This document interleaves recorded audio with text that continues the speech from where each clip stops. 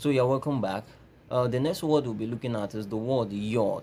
Yod. Okay. Now, while this means arm or hand in the Hebrew of Judea, coming into the Hebrew of Igbo, the word is used more as a verb. It's used more as a verb. So the word is now used to mean yaw. Now, yaw within the Hebrew language will, basically mean beg. But more specifically, it means to humbly extend your arms in supplication or plea.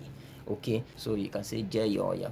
Go and humbly extend your arms in plea to the person. Go and beg the person. Okay, so as I mentioned earlier, this word is mostly used as a verb in the Igbo language. Now, another verb which is actually from this word yod is yoalia. Yoalia.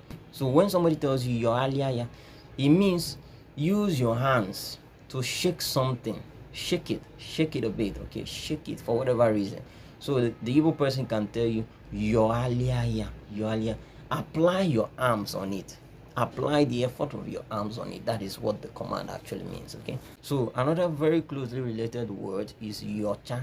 Yocha means to sieve, whether you are sieving the water out or whether you are sieving out the finer particles, So the word is yocha.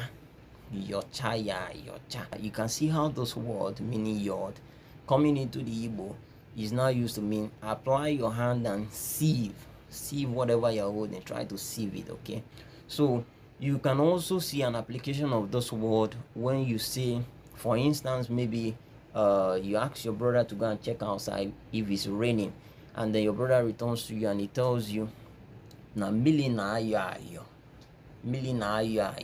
Okay, so what he's telling you is that the rain is falling gently. Actually, the rain is drizzling. Okay, the rain is drizzling. The reason why the Igbo people use yo in that particular scenario is the fact that there is a belief that whatever is the source of the water, from the heavens, whatever is the source of the water is shaking gently. Okay, it's shaking gently and just releasing a bit of water, not a heavy downpour. Okay, so it's just shaking gently and releasing that very fine particles of water you call a drizzle. Okay, so the Igbos will report it as namili na ayo.